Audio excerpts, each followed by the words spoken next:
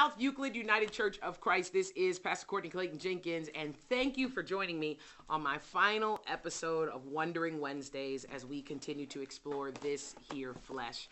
Listen, whether you are on track with the reading or you are catching up and watching this well into the future, it's all good. To be quite honest with you, I never would have read through a book this heavy, this fast, but it was a part of my Lenten discipline, and I enjoyed it. So I hope that you have been really provoked by this book overall. I hope that as you near the end of it, you will agree with me. It is so well written, and I deeply appreciate Cole Arthur Riley's words.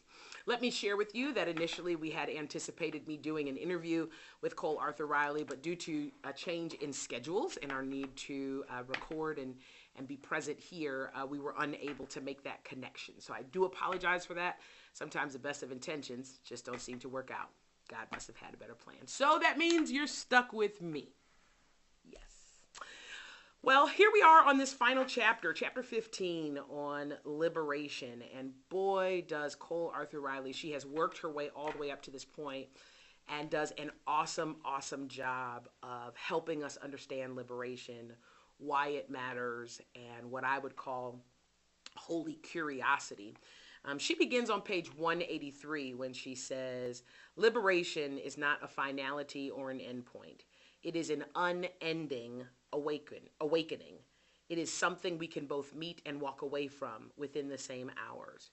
You know, one of the things is, I think she's right. I think that so often, if we talk about liberation, one of the words that often is similar to it is justice. And it's still this idea that you're unchained, so you're free. You are, released as though it is a final destination. But I really think what she's trying to argue here is that it is a consistent unfolding that is available to us, and it's fluid, what liberation looks like. I deeply appreciate the story that she told about her and her sister, because it's that piece around not asking for help, but also a piece of her knowing herself. And that balance between, I probably should have called out for help, but how I show up in the world as my authentic self is rather quiet. I think that some of us, perhaps all of us, have moved through the phase that she talked about where we're just trying to fit in. And how powerful it is that she was able to be self-aware enough to look up and recognize that she did not even recognize her own self by the changes and the decisions that she was making. I wanted to read to you a couple little excerpts here. I'm going to kind of skip around, but I'm going to speak to it. Page 185 and 186. Let me start here. She says, there will always be people who are threatened by freedom in another person, who have something to gain from our bondage. And there are also voices who deeply love us but are unable to exist in the tension of who we are and what we believe and who they desire us to be and what they desire for our beliefs. This is the life of a human, particularly a human with any concern for belonging or survival. We are dragged with such a force in so many desperate directions that our souls, disoriented, are unable to find their way back to center. And for most of us, the journey back is costly. You know, one of the things that I have just been processing in my own call as a pastor over the last several years is how complex it is to be human. Humans are not simple. They are deeply complex. But so often in our own self-righteousness, which is not liberation, self-righteousness is not liberation, we tend to simplify humans and in that self-righteousness try to dictate what is to be done and what isn't to be done. And one of the things that Cole Arthur Riley is speaking to is that complexity. And she's also lifting up value systems, and that part of what makes us complex is that there is our authentic self, which is within, but then there is a set of maybe familial values, social values, cultural values, religious values. And when these values continue to surface and we try to go closer to our authentic selves, we put ourselves in bondage. by not choosing freedom. But she brings up this topic of holy curiosity, and I actually really experienced this throughout my sabbatical. I think it's a great language that I just came up with as I reflected. Many of us end up surrendering a spirituality that allows us, page 186, to be curious and uncertain and free, so that we can maintain some semblance of belonging, even if that means we adhere to a way of life that doesn't leave room for our truth. But I am capable of at least telling the truth about what I believe to be true, my inmost convictions, desires, or even an embodied revelation, the truth that rattles my bones. There is no greater exhaustion than a charade of spirituality. A life that is holy is a life that allows for all of your uncertainties, your curiosities, and unbelief. That doesn't just allow for them, but holds them as sacred. Spirituality that is not permitted these liberties is merely subjective. It is not in protection of the divine. It is in protection of fragile people who are unable to allow spiritual freedoms without their own spirituality feeling threatened. It's a spirituality that is terrified of meditation for fear of resemblance of another faith.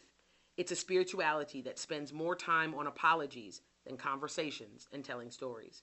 To be liberated spiritually is to commune with and seek God without fear of alienation if we do not reach the same conclusion of our neighbor. You know, at the time of this airing, it will have been 2 Sundays since I preached on betrayal.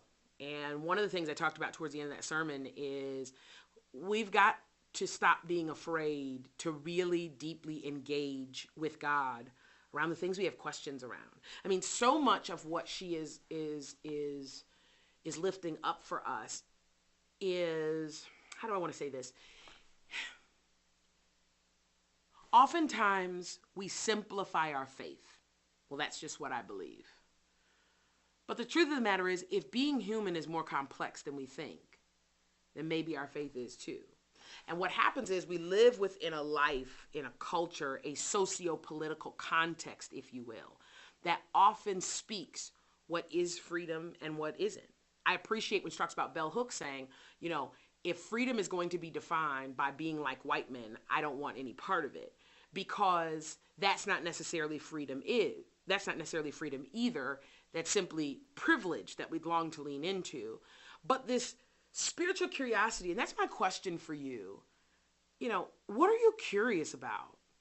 What do you have questions about? What is something new that you can try that you bring God into? I'm reminded of my Bali experience, the Bali water purification ritual. One of the things I said in that filming was that I would have never done something like that 4 or 5 years ago. I would have said I cannot participate in something that another religion does. I cannot be a part of anything that is not Father, Son, Holy Spirit. And what I'm learning is that the Spirit is within me. And I'm confident enough in knowing God that I can walk into a variety of different contexts and be curious enough to find the God I love and serve. And the truth is, it takes a lot of bravery to remove the box. And I think she's not using box language, but I think that's what's happening here, that many of us box God in. You've heard me say this is nothing new, but it is an opportunity for us to really question. And I think that's one of the beauties of South Euclid. You know, I was reared in the tradition that good preaching ends in celebration. And I've had to become content with that good preaching actually leaves good questions. And I know that there are some scholars who would disagree with me on that. But the more I pastor, the more I realize that if I keep telling you what to believe, then you're not really cultivating a personal relationship with Christ for yourself. You have that person in your life who everything is my pastor said this, my pastor said that. You know, the pastor is not God. The pastor is on the exact same spiritual journey as you. And that's why I often say, I think that pastoring in this 21st century, pastoring in this postmodern age, is less about me shepherding you, but is teaching you how to connect with the shepherd and trusting the shepherd to lead you, in paths of righteousness, to lead you beside still cool waters and help you to lie down, to lead you into a valley that's called the shadow of death, but to be fully equipped to help you through it with a rod and with a staff. Part of my job is to help you have the courage to sit down at the table that's been prepared for you in the presence of your enemies, because I didn't prepare the table, God prepared it for you. So I share those things with you because I really think there is some opportunity here. And what makes our church special is we're not afraid to ask these questions. We're not afraid to lean in and hear the answers. And let me also say, and this is a perfect segue, because Cole Arthur Riley does something I deeply appreciate, admire, and respect about her. When you start to get to page 188 and on, right, she starts to use this in this season language, because things that I believed in my 20s, I didn't necessarily believe the same in my 30s. Things I believed in my 30s, I didn't necessarily believe the same in my 40s, and I'm sure that we continue to grow up. If we are choosing to evolve, to be transformed, if we are choosing to grow and continue the long walk with God, then she is wise to say, this is what I believe in this season, which also means in her writing this, she will not allow you to hold her to past thoughts. She's simply writing in the present how she processes. It had me wondering, if she wrote a second part of this book, or she rewrote this book in 20, 30, or 40 years, how would her outlook continue to change and continue to evolve, because she continues to say, this is what I believe to be true in this season. And I wonder if you could give yourself that grace. Can you identify some things you used to believe, but now you don't necessarily believe anymore? Can you identify some areas where that was my thinking in that season, but I grew and I learned, and here's where I am now? And I guess it's a question of, can you be gracious with yourself? One of the things I've had to learn is that we're all doing the best we can at each moment. It's literally whatever our best is. And so I share that because in your relationship with God, hear this, you're hearing the best you can. You're seeing the best you can presently. You are discerning the best you can presently. But as you continue to get down the road a bit, you learn, that really wasn't God that I heard. What I say last week, time is the true test of what's really the will of God. So I encourage us to just be gracious with ourselves, that we are entitled to evolve in our spirituality, in our thinking, and in our relationship with Christ. She says, you can't talk someone into liberation on page 189. Freedom requires patience with ourselves, as it takes time to feel at peace if all you've ever known is insecurity. It's the process of your soul learning to trust again. Trust that it can rest and love and be still without being destroyed. When someone has endured bondage for so long and has still found some manner of survival, they may ask the risk of liberation to be greater than the violence of their chains. That is powerful. And I honestly think that as you get older, it becomes easier to get used to your chains. When you're young, there's a flexibility, there's a freedom, there's a grace. Oh, they're young, we'll give them time. But as you age, as you get older, you realize that your mistakes don't have as much grace to come with them, because people figure you're older, you should know better, those types of things. But what she's really putting to us is this question of what are you going to risk? Are you going to stay in bondage? Or are you going to lean in? The challenge is, if we go back to my preaching, we often are more comfortable with our chains because we know them. We know them well. My father used to say, better is the devil you know than the devil you don't know. Liberation has a lot of unknowns. Liberation has a lot of things that we're really not sure about, and how we work and move with that. Speaking of leaning into liberation and potential consequences of that, I love, love, love that she brought up the story of the daughters of Zelophehad. A powerful but tiny text in the story of women who simply have the courage to not remain in bondage, but to risk it all for liberation. I mean, based on cultural times, these women should not have been in Moses' presence. They should not have come before him, and they simply should have just turned their father's property over. But we can learn something. Here it is, that you have not most often because you ask not. Or, that saying a closed mouth does not get fed. There is an opportunity for us to do this. It says they were more than this. Mahala, Noah, Holga, Milcah, and Tirzah. These were women who knew their worth, and they stood in power in front of the powerful because of it. They didn't sulk around waiting for someone to recognize their worth. They walked in it. That's my question. Are you walking in your worth? Are you walking in the ways in which God continues to bless you and keep you? Are you standing in your power, even if standing before the powerful? This requires self-confidence. This requires knowing God for yourself. This requires us to be clear that I've heard God and God has told me to ask for these things. And many of us simply just give in. We give up because, as she said, the sound of our chains is more comforting than the risk of liberation.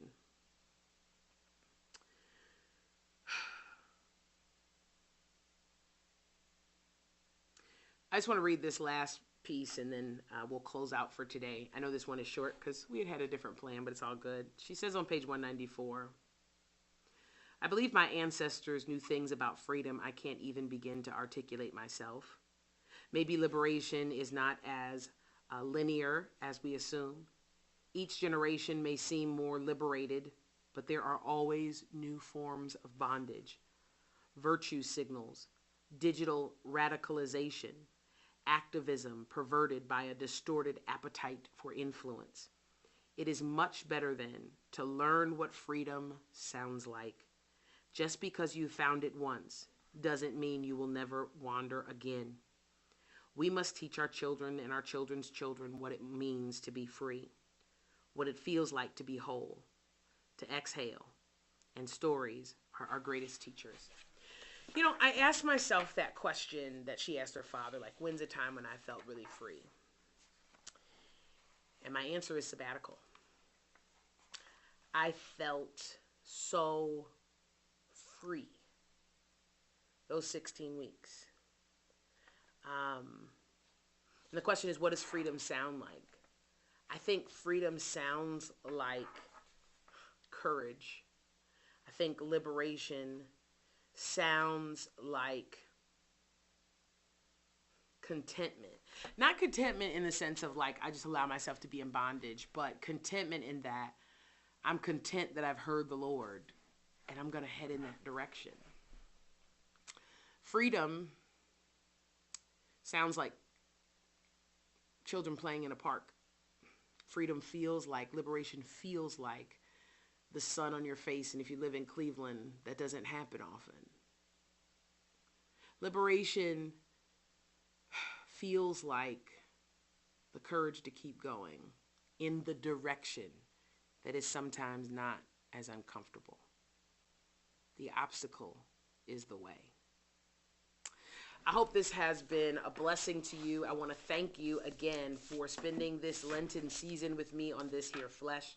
Listen, once you finish the book, whether it's now or later, I would love to just hear email from you, just to kind of, hear what your feedback is. It doesn't have to be long, and I may not give you a long reply, but I really want to know, did you like this, not like this? Would you be interested in in-person book clubs or smaller book clubs? They may not always be with me. We'll be doing those in some essentials as well.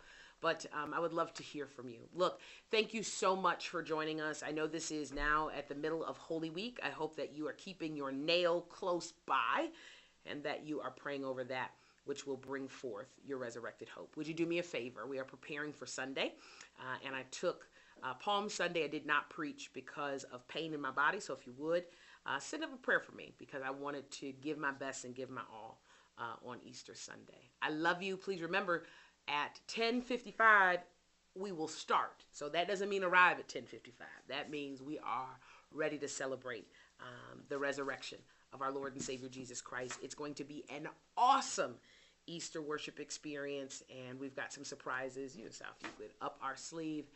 And the only thing I want to just let you know is that worship will begin basically once you get into the parking lot. Once you enter the double doors of the church, please know that the worship space is all the way in the atrium on Easter Sunday.